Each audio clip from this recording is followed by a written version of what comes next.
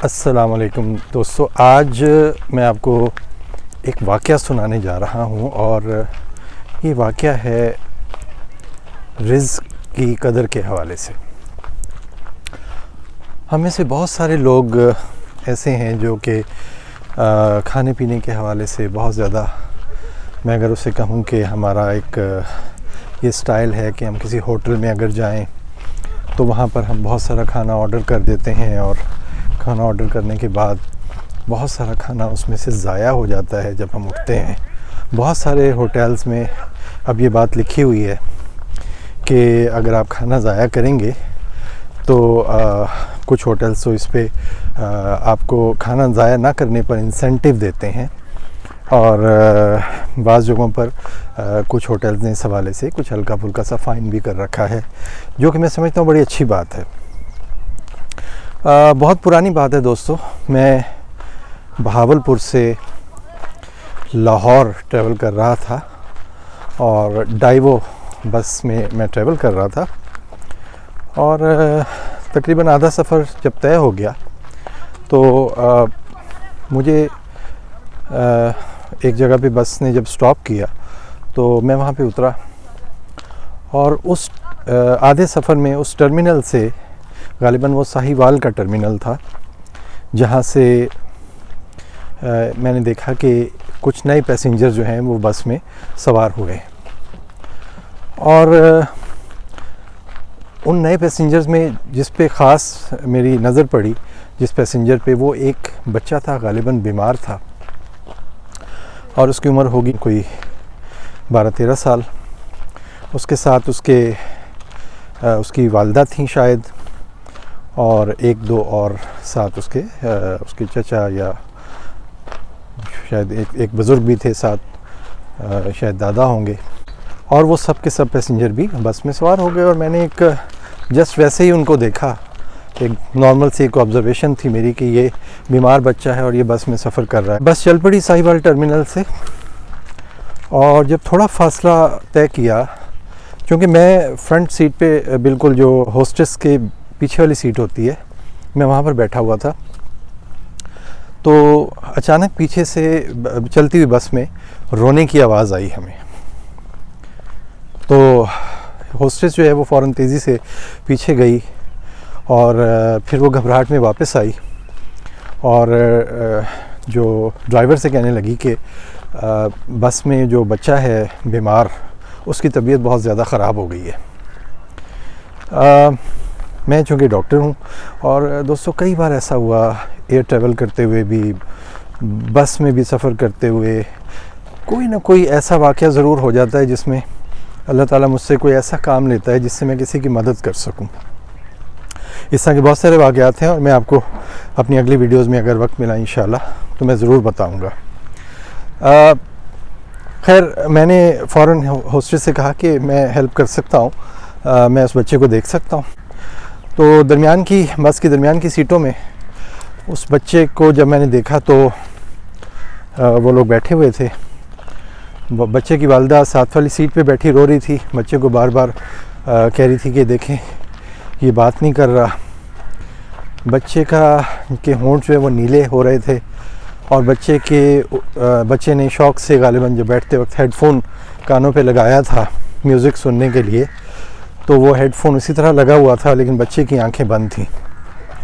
मैंने बच्चे की नब्ज़ देखी तो नब्ज़ बहुत ज़्यादा मुझे डूबती हुई महसूस हुई, बहुत मध्यम, और चूँकि बच्चा नीला पड़ रहा था तो मैंने फ़ौरी तौर पे कहा कि सोचा कि ये कोई ऐसा इशू है इस बच्चे के साथ।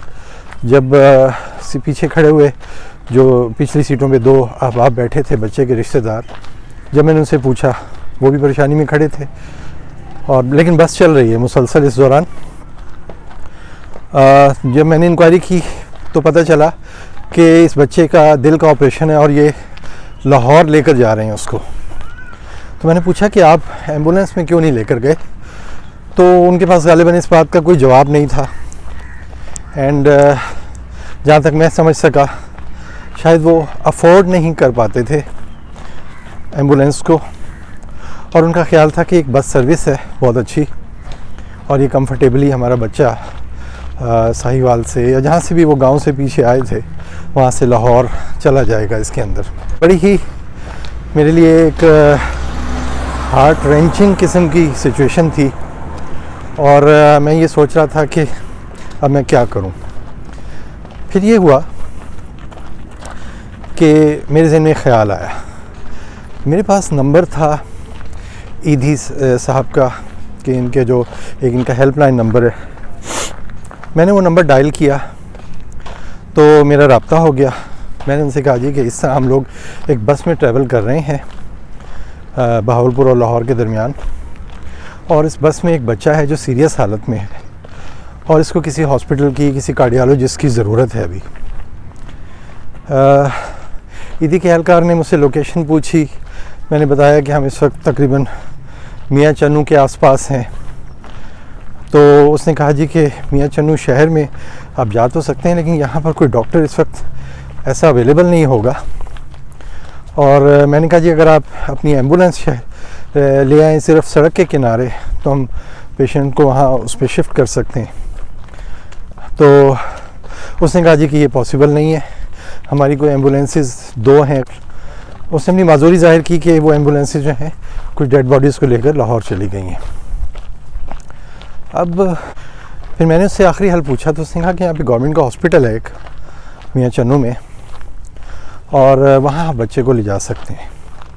मैंने कहा मैं तो डाइवो बस के अंदर हूँ और बस का तो वो रूट भी नहीं है। फिर मेरे ज़हन में ख्याल आया कि मैं ड्राइवर से बात करूं। ड्राइवर ने कहा जी कि ठीक है, हम इस बच्चे को आप जिस जगह कहते हैं वहाँ पे हम ड्रॉप कर देंगे उस हॉस्पिटल में, लेकिन इसके लिए मुझे कंपनी से इजाज़त लेनी पड़ेगी। मैंने कहा आप इजाज़त लें। ड्राइवर ने चलती बस से फ़ोन किया अपनी कंपनी में और कंपनी वालों ने सूरत हाल को समझते हुए, और बल्कि उनके एक अहलकार ने मुझसे भी बात की और मुझसे सारी सूरत हाल पूछी, तो मैंने बताया जी कि बच्चा बहुत सीरियस है और कंपनी वालों ने इजाज़त दे दी कि आप बस को अपने रूट और अपने ट्रैक से आप हटा सकते हैं। तो अब ये मसला तो हल हो गया। फिर ये हुआ कि अब रास्ता मालूम नहीं था। मैंने दोबारा ईदी के एहलकार को फ़ोन किया हेल्पलाइन पे और उन्होंने मुझे रास्ता समझाना शुरू किया।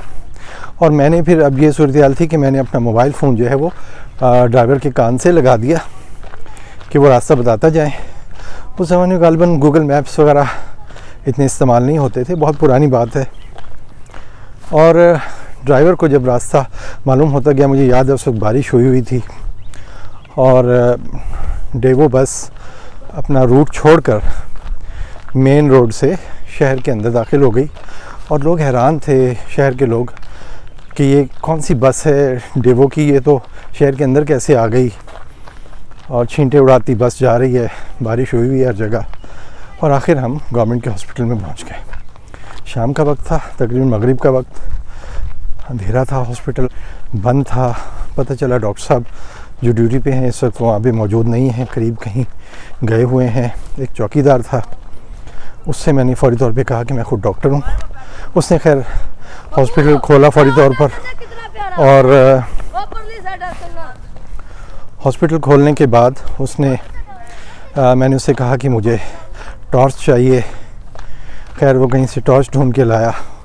ऑक्सीजन सिलेंडर अवेलेबल था वहाँ पर, ऑक्सीजन लगाई गई, लेकिन मैंने देखा कि बच्चे की सांसें और नब्ज़ें तकरीबन डूब चुकी थीं। मैंने बच्चे को रिससिटेट करना शुरू किया, CPR, जिसमें आपको पता है कि चेस्ट के ऊपर प्रेशर डाला जाता है, मसनूई सांस दिया जाता है एम्बो बैग के ज़रिए। रिससिटेशन करता रहा। इस दौरान डॉक्टर साहब भी पहुंच गए जो ड्यूटी पे मौजूद थे, या उनको बुलाया गया था इमरजेंसी में ऑन कॉल। उन डॉक्टर साहब ने मेरी हेल्प की, बट अनफॉर्चुनेटली बच्चा सर्वाइव नहीं कर सका और बच्चे की डेथ हो गई। बहुत तकलीफ़ मंज़र था सबके लिए। इस दौरान चूँकि इमरजेंसी में सब कुछ हुआ था, मुझे इतना वक्त नहीं मिला कि मैं तमाम गैर ज़रूरी लोगों को वहाँ से बाहर निकाल दूँ। लेकिन और ड्राइवर भी मौजूद था जो मेरे साथ ही आया था। अलबत्ता हॉस्टेस जो थी वो बस में ही मौजूद थी और बाकी पैसेंजर्स 3-4 के अलावा बाकी सब लोग बस के अंदर मौजूद थे और उन्होंने दरवाज़े को लॉक कर दिया था कि पैसेंजर उतर के बाहर ना जाए। जो सबसे शॉकिंग चीज़ है और जिस चीज़ ने मुझे ये वीडियो बनाने पे मजबूर किया है, मैंने बात शुरू की थी रिस्क की कदर करने से। वो बहुत गरीब लोग थे, उनका बच्चा एक्सपायर हो गया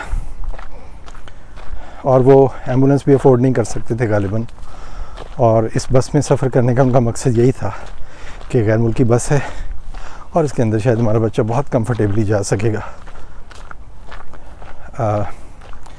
जब मैं उस बच्चे की मज़ीद रिपोर्ट्स और एक्सरेज देख रहा था तो मुझे एक बहुत हैरत का झटका लगा, क्योंकि मुझे एक साथ उसके रिपोर्ट लिखनी थी, मुझे अपने आईडी कार्ड का नंबर, अपना फ़ोन नंबर लिखना था, जो कि डेवो कंपनी के लिए शायद मैंडेटरी था, जो मुझे उन तक पहुंचाना था।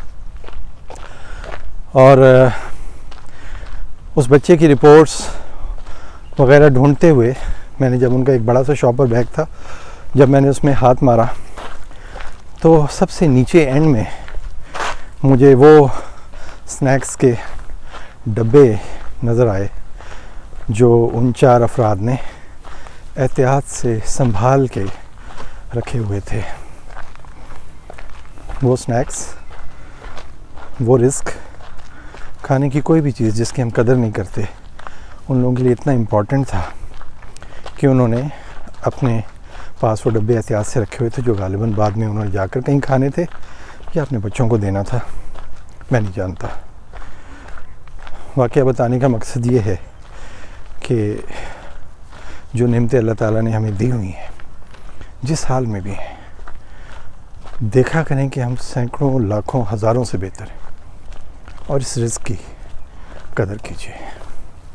अल्लाह ताला आपको हमेशा अपनी ज़ुबान में रखे, महफूज रखे और आपके रिज़्क़ में और आपकी खुशियों में फरावानी अता फरमाए। अपना बहुत ख्याल रखिएगा।